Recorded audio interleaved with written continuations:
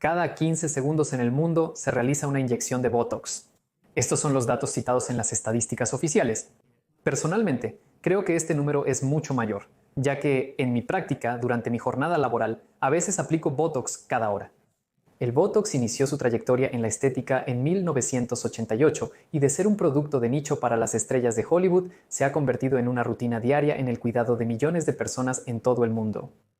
Es interesante que, más de 30 años después de las primeras inyecciones, la audiencia de consumidores de inyecciones de Botox sigue creciendo hasta el día de hoy.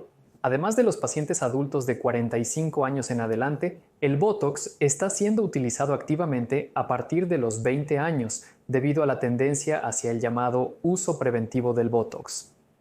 Después de 30 años de uso de la toxina botulínica, podemos hablar de toda una generación de personas que han envejecido junto con el Botox. Así que intentemos analizar y entender esta experiencia y entender las verdaderas consecuencias de esta fascinación con el Botox.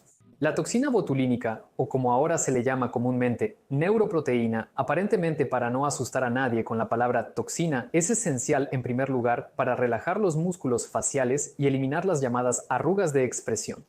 Esta es una representación clásica de la toxina botulínica que se ha ampliado y mejorado mucho en los últimos años. Ahora sabemos que los músculos tienen un impacto mayor en el envejecimiento.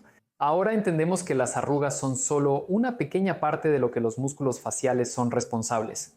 Después de todo, la contracción y el acortamiento de los músculos son uno de los principales mecanismos de deformación del óvalo facial, que se manifiesta en las arrugas y, en otras palabras, en la formación de flacidez. La función principal de la toxina botulínica es tratar las arrugas faciales y realizar inyecciones de lifting, pero no es su única aplicación. También es popular su introducción en el área del músculo masticatorio, por ejemplo, en el bruxismo, cuando apretamos los dientes, y especialmente esto ocurre por la noche. La toxina botulínica puede afectar las glándulas salivales y sudoríparas, la inervación de los vasos sanguíneos, por lo que se usa para reducir la sudoración, el enrojecimiento facial, la grasa, contraer los poros y para prevenir y tratar cicatrices, especialmente las postoperatorias. Es cierto, muchos de los indicadores mencionados siguen siendo off-label hasta el día de hoy. De las últimas tendencias es la aplicación de Botox para alargar el cuello, específicamente en el área del músculo trapecio, para hacerlo más delgado. Además, el Botox se inyecta en el músculo gastrocnemio para reducir su tamaño. Adelantándome, diré que me acerco a estos métodos con cautela, no solo porque no están bien estudiados, sino también porque requieren grandes dosis del medicamento, lo que conlleva grandes riesgos para la salud en general. Hemos descubierto que la toxina botulínica se ha vuelto indispensable en la práctica del cosmetólogo y en la vida de miles de personas.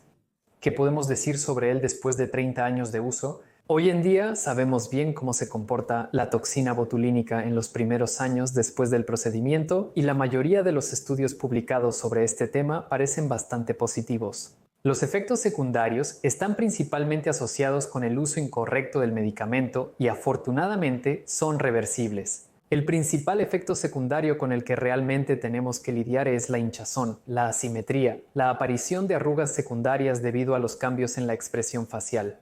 Más tarde, explicaré con mi ejemplo por qué el Botox puede causar la aparición de arrugas nuevas que no existían previamente. Hay muchos menos datos documentados sobre las consecuencias a medio plazo del uso de la toxina botulínica. Es decir, sobre lo que sucede si se usa Botox regularmente durante un periodo prolongado, digamos hasta 10 años. Hasta ahora no está claro cómo el Botox afecta exactamente la estructura muscular. Por ejemplo, siempre informamos a los pacientes que el procedimiento causa una relajación temporal y completamente reversible de los músculos faciales. Sin embargo, una serie de estudios, tanto en animales como en humanos, muestran posibles cambios estructurales después de múltiples inyecciones de Botox. Sin embargo, hasta ahora, para llegar a una conclusión definitiva, nos faltan datos, ya que es poco ético realizar tales estudios en humanos y tenemos muy pocos de estos estudios. Y los resultados en animales no pueden ser completamente interpretados para los efectos que vemos en humanos. Compartiré mi experiencia personal. Desde 2012 he estado trabajando con la toxina botulínica y he podido observar a algunos de mis pacientes que continúan visitándome desde entonces. Por supuesto, no puedo evaluar la atrofia a simple vista, pero algunos pacientes necesitan menos dosis con el tiempo para corregir, por ejemplo, el músculo frontal. No obstante, es complejo discernir si esto se debe a los tratamientos anteriores con Botox o simplemente a los cambios normales por la edad, donde los músculos en general pierden movilidad. Presta atención a las abuelas y abuelos a tu alrededor y verás que la expresión facial en general se vuelve más rígida. Si suponemos que el Botox realmente causa atrofia muscular, ¿podemos decir definitivamente que esto es malo? En mi opinión, no, porque como siempre dependerá del contexto, como en cualquier otra situación. Por ejemplo, para las personas con una mandíbula muy fuerte, la atrofia sería un efecto muy deseable, porque la reducción del volumen muscular es el principal objetivo estético. Por otro lado, la reducción del volumen del músculo temporal puede no ser beneficiosa, ya que en general es un músculo elevador que tira de nuestra cara hacia arriba. Además, su atrofia puede no ser tan atractiva, ya que el lóbulo de la oreja se arruga con la edad debido a los cambios de edad en la capa de grasa subcutánea en esta área, por lo que a veces usamos relleno aquí. En cualquier caso, la suposición de que el Botox puede causar cambios atróficos irreversibles en los músculos en algunos pacientes es un punto muy importante que debemos tener en cuenta en nuestro trabajo. La mayoría de especialistas, incluyéndome, coinciden en que la atrofia puede ocurrir al trabajar con altas dosis del medicamento y con la repetición frecuente de los procedimientos. Por lo tanto, si no queremos permitirlo, debemos realizar el procedimiento con suficientes pausas y usar dosis suficientes para lograr un resultado positivo, pero al mismo tiempo mantener una actividad mimética mínima. Esto ahora se conoce como Baby Botox o Botox vivo. La siguiente pregunta que aún no está clara para nosotros es la cuestión de la insensibilidad a la botulina. Se considera que aproximadamente el 3% de las personas que usan Botox desarrollan anticuerpos neutralizantes.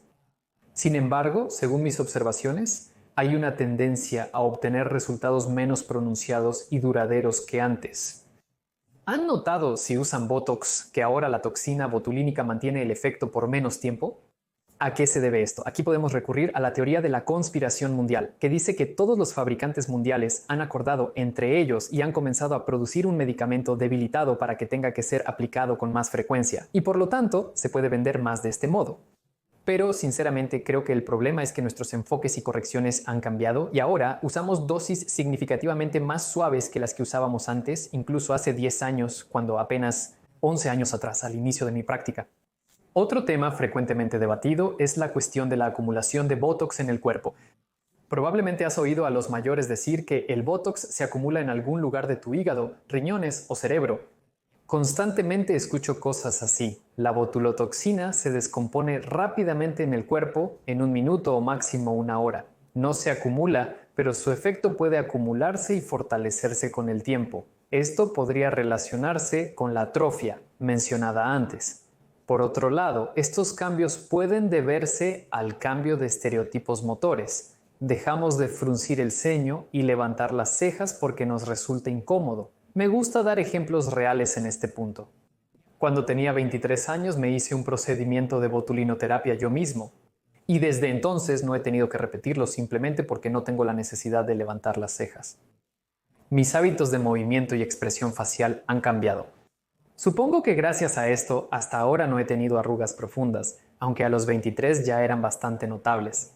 Y al mismo tiempo, debo decir que mi expresión facial también cambió un poco, incluso la posición de las arrugas. Las arrugas en la parte central de mis labios se redujeron y las arrugas justo encima de mis cejas se intensificaron un poco. Esto a menudo sucede cuando los médicos, temiendo arruinar las cejas, dejan la parte inferior de los labios móvil y completamente desactivan la parte superior. Y a veces se ve muy extraño cuando tienes una frente tan absolutamente lisa y justo encima de la ceja hay una arruga, no es atractivo. En resumen, este error también requiere atención. Cuando tengo labios tan complicados, suelo retocarlos un poco para corregirlos después de 1 o 2 semanas. Nuestra mayor pregunta radica en las consecuencias a largo plazo del uso de Botox. Es decir, ¿qué nos pasará si usamos Botox constantemente durante, digamos, 15 años o más? En realidad no tenemos mucho que discutir aquí, porque prácticamente no tenemos datos científicos sobre el uso a largo plazo de Botox.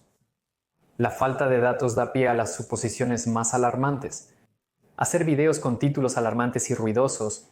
Por ejemplo, los bloggers a menudo hablan sobre cómo el Botox acelera el envejecimiento de la piel. O, por ejemplo, que el Botox causa dependencia.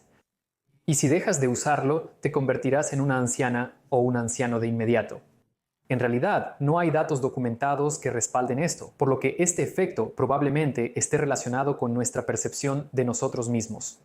Cuando estamos suaves como un huevo de gallina y luego, cuando el efecto del Botox se desvanece y nuestras propias arrugas regresan, por supuesto, eso provoca emociones no muy agradables.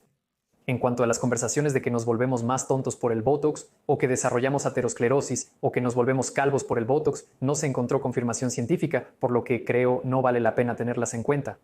La botulotoxina no puede atravesar la barrera hematoencefálica y llegar al cerebro, pero esto depende de la técnica correcta de administración.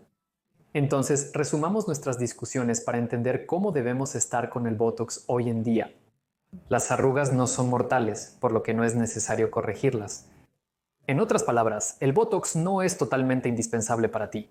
Estos son frecuentemente manipulados por cosmetólogos en redes sociales, atemorizando a sus jóvenes seguidores con el miedo a envejecer, instándolos a realizar estos procedimientos con mayor frecuencia y a una edad más temprana. Por otro lado, mejorar la apariencia es una parte importante de la calidad de vida, y el Botox tiene una base de evidencia muy grande hoy en día y realmente puede mejorar significativamente la apariencia. Pero teniendo en cuenta que el Botox realmente puede causar cambios estructurales en los músculos, suponemos que realmente puede causar atrofia, debemos abordarlo de manera sensata y no usarlo cuando no hay indicaciones estéticas y médicas. A veces vienen chicas a mi consultorio sin señales de arrugas, pero han escuchado en redes sociales que deben empezar a usar Botox a los 20 años. Lo repetiré nuevamente. Con el Botox no nos enfocamos en la edad, sino en la presencia de arrugas de expresión o en la hipertonicidad muscular. Siguiente punto. Si suponemos que las inyecciones frecuentes y las altas dosis del medicamento pueden causar atrofia muscular, debemos tener esto en cuenta en nuestros protocolos de corrección. Para lograr resultados significativos y duraderos en la corrección e hipertrofia del músculo masticatorio, se deben usar dosis grandes y repetir el procedimiento regularmente con intervalos cortos permitidos.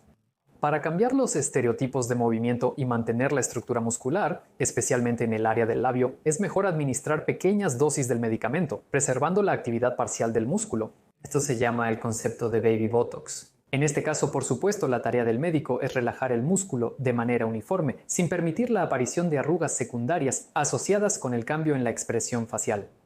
En cosmetología, el Botox es un procedimiento seguro debido a las bajas dosis utilizadas en comparación con las empleadas por los neurólogos. Por eso me preocupan los nuevos métodos que utilizan off-label para inyectar en el músculo trapecio o en el músculo piriforme, donde se requieren dosis significativamente mayores del medicamento. Y como dije, realmente cuanto más medicamento inyectamos, más probable es que ocurran algunos efectos secundarios indeseables. Eso es todo de mi parte. Espero que el video les haya sido útil. Suscríbete a mi canal de Telegram para mantenerte al día. Y yo me despido hasta el próximo episodio.